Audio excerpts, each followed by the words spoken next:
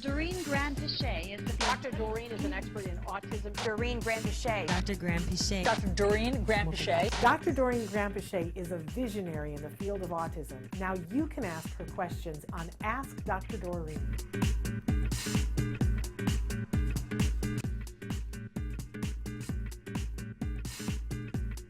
Autism journey with Elijah that talks about, if he's told no or cannot do what he wants, when he wants, he tells us, you don't love me anymore, I'm going to leave and not come back. How do we curb this, right? Not to mention he throws things, hits, and all that sort of stuff. And I think it would be really important, because our topic is kind of aggression and challenging behavior, that we talk about the functions a little bit.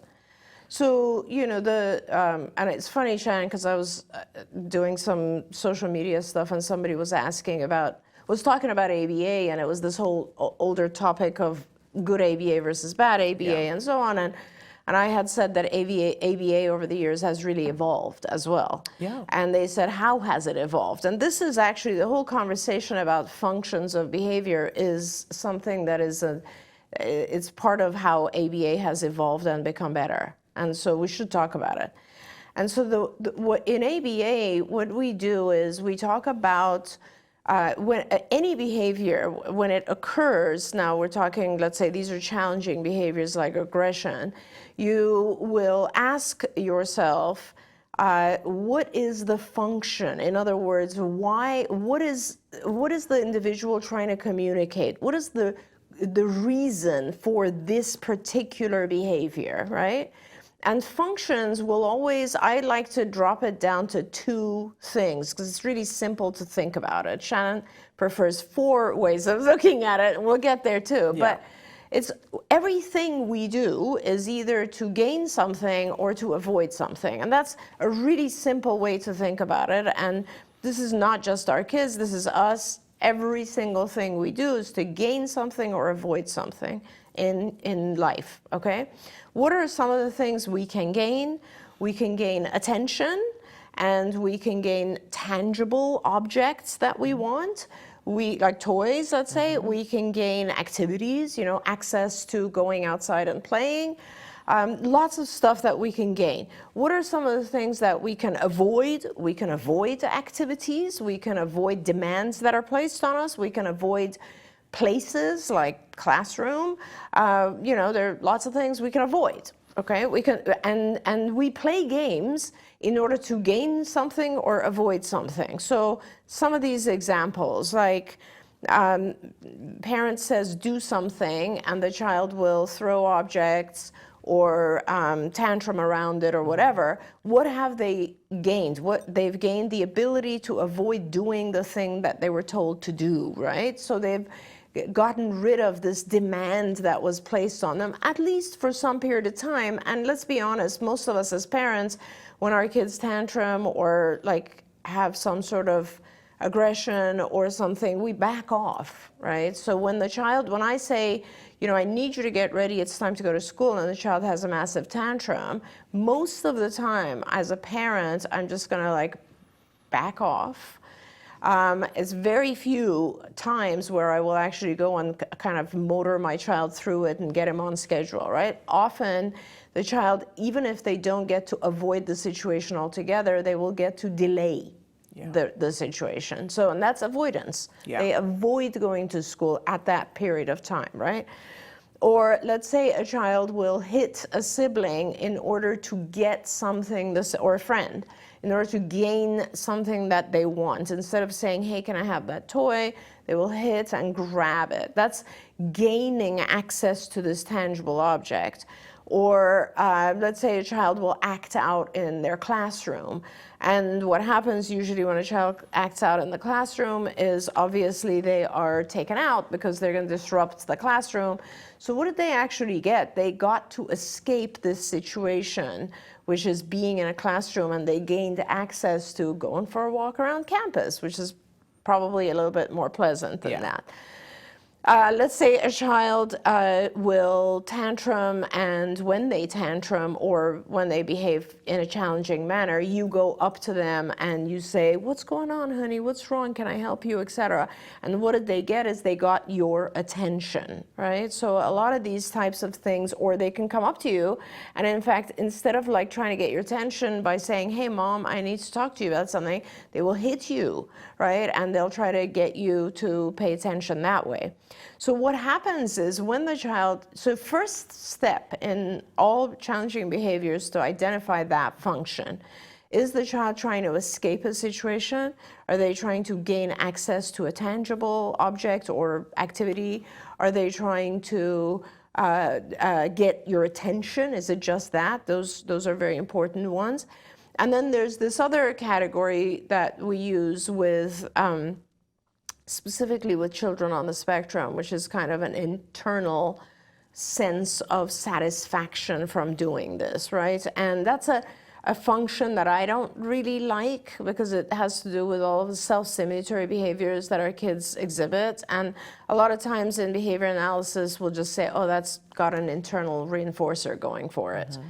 There's other, I don't want to get into a complicated description of that function, but for most challenging behaviors, it's always either trying to avoid some activity or demand or trying to gain access to some activity or your attention.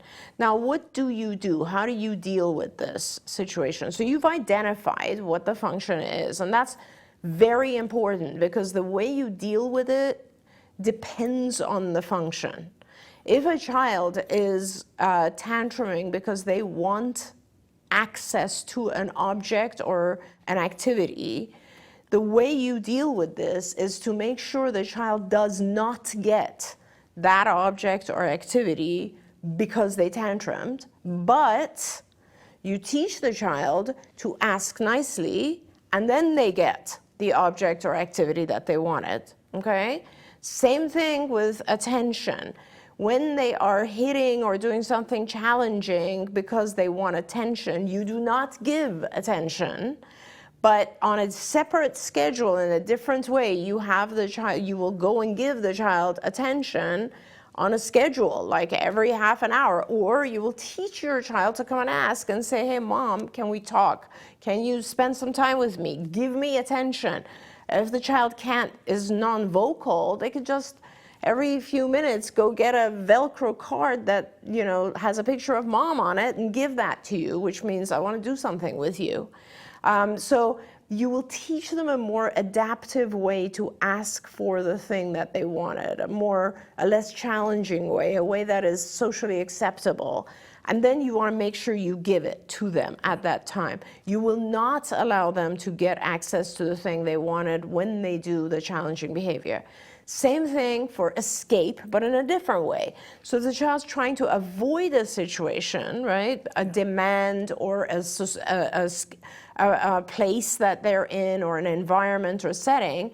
You make sure they cannot avoid it by doing a challenging behavior, but they can avoid it by asking for a break or by saying, this is too hard, or I need help, or something else like that, right? Some adaptive way of asking for what it is they were trying to say.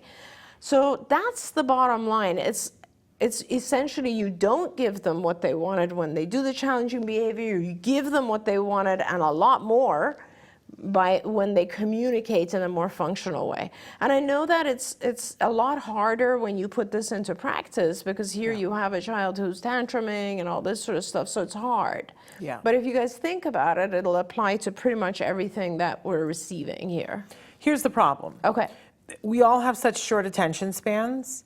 And as I see it, this many years later, the problem is that when people who are ABA people explain this to us, you start with what's the logical part to start with. Yeah. But unfortunately, by the time you get to the part where you talk about, but this is how they actually get the need met, we've gone on to other things in our brain, and that doesn't get heard. Oh, I hear you. So what I'm suggesting is that I always say to ABA providers, flip it, tell it the other way. say, right now your child doesn't have and you do this all the time. You're like one of the few people that does this way. Right now your child cannot get their needs met. We need to teach them a way to get their needs met. Yes. So we're going to teach them the way to get what they want. Absolutely. But in doing that, we're going to stop giving them what they want for all the other ways that they're doing it. Right, right. And something about, because all the people who are anti-ABA say, so you just said don't pay attention to the child who's desperate for attention. They didn't wait for the second part, which is that child is desperate for attention and they don't know how to get it, so we're going to teach them how to appropriately get it. Right. But in doing that, we're going to cut them off from attention when they're hitting people. Right. Because right now, that's the only way they know to get attention. It's not working for them. But first, we're going to teach them how to appropriately get attention, and then we're going to cut off the blood supply for this behavior that they think works and doesn't actually. Absolutely. And you know, if you think about it, Shannon, all kids, when they go to school, they learn a series of rules that are very similar to this. In school, in your classroom, you can't just blurt out when you want something. What do? You learn a new behavior, which is this. Yeah. And you have to wait for the teacher to call. So we're learning new ways of communicating all the time. Oh my gosh, look at what we all had to do during the pandemic and There you now go. coming back to work. There you go. It's a normal way to be in life, which is to learn more effective ways to get your needs met. Exactly, and that's why There's it's nothing called, cruel about that. That's why it's called adaptive Right. behavior. We Right, but adapt. people hear that and they think you're talking about, I don't want you to do a spit take, but they think, when you say adaptive, people think you mean depend undergarments. They think, oh, adaptive is all about toilet training and we have Right, to, like, we have to right. get them a wheelchair, a crutch, or whatever. Right. It isn't. It's learning how to get your needs met in a way that's more effective for you. Absolutely. And more acceptable to society. I mean, I'm not going to steer away from that because it's a lot of the, you know, it has to do with society adapting and us adapting, and then it works. Yes. But if both of us are like, no, why don't, you know, Yeah. I'm not going to change society, I'm not going to change the rules. We already are. We are. There's sensitive areas for kids, and there's all these things that are changing. But at the same time, there are certain societal rules that we all have to adhere to. Absolutely. All right, we're going to take a short pause to look at a message. We have two of them today, and I don't know which one Great. Traven has first. And then we're going to be back after that. We've got something really fun that we're going to talk about that somebody wrote in, that they've had some progress, and we have some. And I have to do these questions. Yes, and we also have an itching problem that we have to discuss. Okay. That will be super fun. All right, so stick with us. Take a look at this.